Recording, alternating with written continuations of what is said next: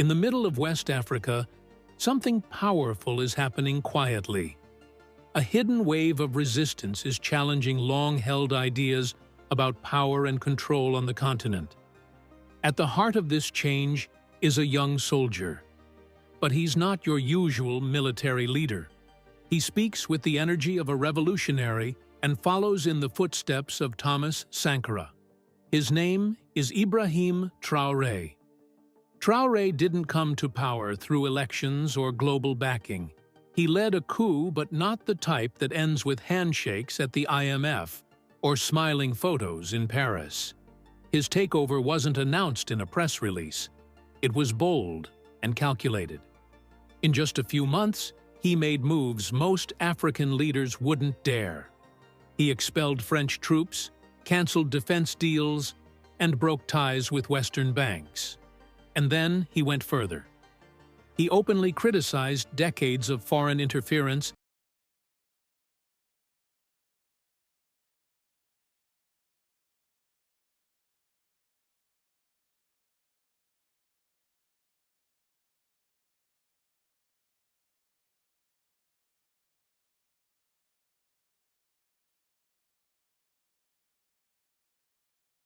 from Burkina Faso to the shores of the Sahel. His name is being echoed. It's become a symbol of resistance. A continent once told to wait is now finding its voice. But who exactly is Captain Ibrahim Traoré? What drives him? And why is the West trying so hard to stop his rise? To understand him, you have to understand the land he comes from. Burkina Faso, once known as Upper Volta, is a country marked by struggle and the will to rise. Sankara renamed it the Land of Upright People, a place built on pride and independence. But after Sankara was killed in 1987, a death many link to foreign interference, Burkina Faso has faced a tough journey. In the past 10 years alone, there have been 5 different leaders, several coups, and nearly a tenth of the population forced to flee violence, despite receiving huge amounts of Western aid. In the chaos, a captain emerged. He studied at the University of Ouagadougou and lived through the tough conditions of the Sahel, where villages were burned and promises meant little. He became a skilled artillery officer, but he wasn't like the others. Traoré didn't just obey orders, he asked questions. Why, with all the foreign aid, were terrorist groups growing stronger? Why were French troops still there if the violence kept getting worse? How could a country rich in gold and minerals be one of the world's most overlooked crises? And why were children starving while foreign companies took the resources? And the biggest question, what are we willing to sacrifice to change this? Captain Traoré already gave his answer. Now, he's pushing the world to answer too. From the start, he made one thing clear: this wasn't just a military coup. It was a statement, a daring stand, a turning point. And what did he promise? To bring peace back to Burkina Faso. His guiding force? Not politics or power, but the people. He called out the failures of his predecessor, Lieutenant Colonel Paul-Henri Damiba, saying his own mission was a correction, a change of direction. Critics say Paul-Henri Damiba grew too close to Western powers and wouldn't break free from old colonial ties. Ibrahim Traoré wasn't a politician. He didn't have wealthy backers or powerful connections pushing him forward. What drove him was something deeper, a deep love for his country, a strong sense of national pride, and the lasting spirit of Thomas Sankara, the revolutionary leader whose legacy still lives on in Burkina Faso. In one of his speeches, Traoré quoted Sankara, but he wasn't trying to stir up memories. He wanted to awaken something that had been sleeping for too long. Instead of calling on young people to take up weapons, he asked them to grab tools to build, to think, and to believe in themselves and their country. It wasn't just hope that shook the powerful nations. It was what Traoré did next that made the West take notice. Before he became a political concern for global powers, he was simply a soldier.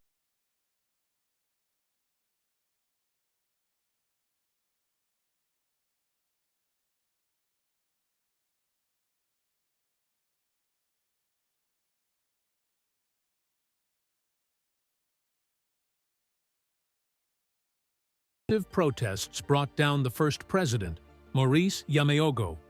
Colonel Abubakar Sangoulé Lamizana took over. France didn't react much. No punishments, just business as usual. In 1980, Colonel Saye Zerbo seized power, promising change. But the economy struggled, and foreign aid became the fallback plan. In 1982, Major Jean-Baptiste Ouedraogo stepped in. Once again, things stayed the same. But everything shifted in 1983. Captain Thomas Sankara, only 33 years old, launched a bold revolution. He wasn't just trying to take power, he wanted to change the future. He fought corruption, pushed for independence, promoted local businesses, and cut government excess. He didn't just speak against imperialism, he lived by his beliefs. For a short time, Burkina Faso looked like it had found its own path. Then, in 1987, he was assassinated. Many believe foreign involvement played a role in the betrayal and gunfire that ended his life. Now, decades later, another young captain is rising. Like Sankara, Ibrahim Traoré isn't waiting for permission. He's not following the rules written in foreign capitals. He's creating a new path right from Ouagadougou. Back in 1987, Sankara's revolution was suddenly crushed. His close friend, Blaise Compaoré, led the coup that killed him and ended one of Africa's boldest attempts at true independence. It wasn't just a power grab, it was politically motivated, and, many say, influenced by outside forces. Compaoré replaced Sankara's ideas with strict policies that lasted over 30 years. He embraced Western-style economics, signed foreign contracts, and realigned Burkina Faso with France. The result? The country's wealth was slowly drained, businesses were sold off, and the government became more loyal to Paris than its own people. But the people didn't forget. In 2014, they had enough. When Compaoré tried to change the constitution to stay in power, citizens poured into the streets, set the parliament on fire, and drove him out. He fled to Côte d'Ivoire. France, once his ally, suddenly went silent. Fast forward to 2022. Burkina Faso faced growing violence from terrorist groups in the Sahel. In January, Lieutenant Colonel Paul-Henri Sandaogo Damiba overthrew the president, promising to improve security. But instead of bringing real change, Damiba stuck with French troops, signed the same foreign deals, and continued the old political game. By September, another shift occurred. Captain Ibrahim Traoré led a counter-coup. He accused Damiba of abandoning revolutionary principles and protecting foreign interests. This time, though, it felt different.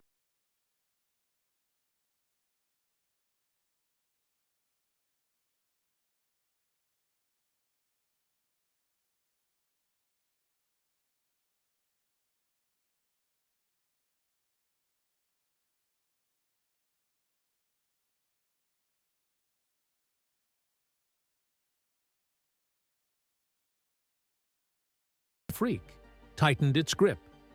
Some experts now call Burkina Faso a semi-sovereign nation. It looks independent, but behind the scenes, invisible forces still pull the strings. Interestingly, Traoré was born in 1988, just a year after Sankara was killed. And now, decades later, he's stepping into history with a mission to reignite what was lost. While many others his age stayed quiet or left the country, Traoré made a different choice. He decided to serve. He joined the army, not just to wear the uniform, but to be on the front lines. he was sent to some of the most dangerous parts of Burkina Faso, places like Yatenga, Soum, and Leroum, where extremist groups had taken control and government presence had vanished. Even though French troops were stationed nearby as part of Operation Barkhane, local communities noticed they rarely stepped in to help. Traoré couldn't ignore what he was seeing. He started to realize something that Thomas Sankara had seen years before, that this so-called war on terror wasn't really about protecting Africa. It was about controlling it using chaos as a reason to exploit its resources. Traoré, once just a soldier, started becoming something more, a symbol, a voice, maybe even the beginning of a new uprising.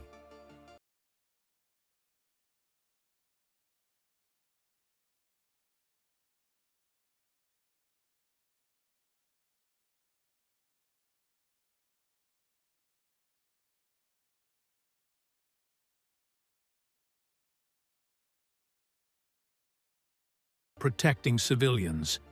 They were guarding gold mines and transport routes. With each mission, the picture got clearer. Lives weren't the priority, profit was. By 2022, Traoré was working under interim President Lieutenant Colonel Paul-Henri Damiba. But his faith in that leadership began to fade. Damiba had promised change, yet nothing changed. French troops remained. Secretive deals continued. So did the suffering. Traoré paid attention to his fellow soldiers, to the people, and to his own sense of what was right. So when he led his unit toward the capital in September 2022, it wasn't just another coup. It was a stand against a broken system. At just 35 years old, this unknown captain had overthrown a pro-French general. And with that, he sent a loud message. Burkina Faso was ready to reclaim its future. Since then, Traoré has become more than a political figure. He's become the face of a rising Pan-African spirit, reviving national pride, rejecting decades of false aid, and walking the path once carved by Sankara. Colonial powers had always followed the same playbook: let locals push back, but keep them in the game. Traoré did something different. He tore out the rulebook completely. In just 4 months, he ordered French troops out of the country and shut down Operation Sabre, their major counter-terrorism mission based near Ouagadougou. But he didn't stop there. He also tore up a 1961 military agreement that gave France the right to intervene in Burkina Faso whenever it wanted. Most former French colonies in Africa still follow that agreement, a leftover from colonial times. Ending it was bold, and not everyone welcomed the move. French officials responded with a mix of anger and hurt pride. Some accused Burkina Faso of being ungrateful. They talked about French soldiers who had died in the Sahel. They said France had only come at the request of African leaders, and now it was being shown the exit. But underneath the outrage was something else: fear. Because this wasn't just about Burkina Faso. It was about the message. If one small, landlocked nation could stand up, who else might follow? Burkina Faso sits on vast gold reserves. It's one of Africa's top 5 gold producers, with over 70 tons mined each year. But here's the problem. Almost 90% of that gold is controlled by companies based in Canada, Britain, Australia, and France. While the people of Burkina Faso struggle with poverty, their gold is feeding foreign stock markets and bank accounts. Captain Traoré saw the injustice clearly. One of his first actions was to review all mining contracts, especially those signed during the years of Compaoré and Cabaret agreements that often favored outsiders at the cost of the people. He exposed a harsh reality: how a country so rich in resources could still leave its citizens so poor. But while he was confronting problems on the ground, another fight was happening in the media. Right after Ibrahim Traoré took charge, Western media rushed to label him. They called him a military strongman, a puppet of Putin, aggressive, and just another African dictator. But here's what they didn't talk about: that before Traoré came along, the country had suffered for years under governments supported by the West governments that failed to deliver. People had lost all trust in the system until he stepped in. Instead of asking why the people supported him, the headlines made him look like a threat. His government later suspended several French media channels for what they saw as biased and unfair reporting, which upset many in the Western press. But here's the thing. In a country facing violence, poverty, and outside interference, the way stories are told can be the difference between survival and collapse. Information becomes a weapon. And for that reason, Traoré's government decided to take a firm stand. When Human Rights Watch reported in 2024 that Burkinabe troops were involved in civilian killings in 2 northern towns, the government reacted strongly. They suspended Human Rights Watch, Voice of America, and the BBC. But they didn't stop there. Other big outlets like The Guardian, Le Monde, and TV5 Monde were also blocked, accused of being part of a larger effort to damage the army's image. Some called it censorship. Others saw it as a country fighting to take control of its own path. For Traoré, this was never just about gold or land. It was about controlling the story. His government shut down every outlet they believed was pushing a dangerous narrative. All related websites were ordered to be taken offline until further notice. And even though global media accused him of silencing the press, support for Traoré at home actually grew. Many Burkinabe felt he wasn't shutting down free speech, he was protecting the country from chaos, lies, and foreign influence. Most of the journalists reporting on Burkina Faso, they said, didn't even understand the country. But it wasn't only reporters who had something to say. Well-known think tanks like the Atlantic Council and the Brookings Institution began publishing opinion pieces warning that the region was becoming more unstable, with rising outside interference and growing authoritarianism. But here's the catch. Many of those same think tanks get funding from Western governments and defense companies groups with major interests in Africa, especially the Sahel. So as they raised alarms about Traoré, more people started asking, is this unbiased analysis or part of a bigger plan? Because in global politics, whoever shapes the narrative usually controls the outcome. If Traoré is seen as a liberator, he gains support. But if he's portrayed as a tyrant or foreign puppet, he could be hit with sanctions or even forced out. This fight over how he's seen isn't just about reputation. It's part of a much larger conflict. In truth, Traoré was already under pressure long before anyone fired a shot.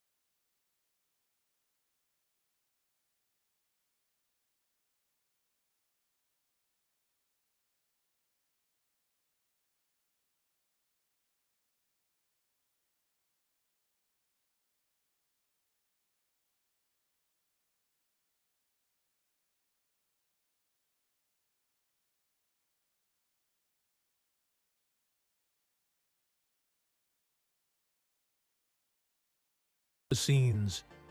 Then came a public accusation. U.S. AFRICOM Commander General Michael Langley claimed that Traoré was hoarding gold to protect himself instead of using it for the country. That kind of accusation wasn't just a complaint for many people across the global south. It felt like the start of an old and familiar strategy. First, accuse, then isolate, finally, defend your interests. But this time, Burkina Faso didn't back down. Traoré's government pushed back hard, calling the claims colonial-style misinformation. A full public audit was conducted and cleared them of wrongdoing. They didn't hide, and they didn't retreat. Meanwhile, West Africa was undergoing serious changes. 2 years earlier, ECOWAS suspended Burkina Faso, Mali, and Niger, claiming they had failed to follow democratic rules. But on the ground, the decision didn't feel like a punishment. It felt more like a clean break. In response, the three nations formed a new alliance. They called it the Alliance of Sahel States, or AES. Their mission? To defend each other, take charge of their own futures, and cut ties with outside military influence. While Western governments labeled them as troublemakers, people in those countries saw something else entirely. Polls and expert reports showed strong public support for this new regional unity and local leadership. It wasn't just about government decisions, it was about national pride. Burkina Faso's Ministry of Territorial Administration reported that over 50,000 citizens had volunteered to help protect the country. These people became part of the volunteers for the defense of the homeland, ordinary men and women, stepping up not because they were forced to, but because they believe in what they're fighting for. This is the part that major powers in Paris and Washington often ignore. What happens when a young African leader stops asking for foreign help, refuses to accept negative headlines, and doesn't wait for permission to lead? The answer is Ibrahim Traoré. A new version of Africa is rising, one that doesn't wait to be rescued, one that believes in itself. And that brings up an even bigger question for the West. Can they work with an Africa that stands on its own 2 feet? One that chooses its own path? One that doesn't follow, but leads? Stay curious. And until next time.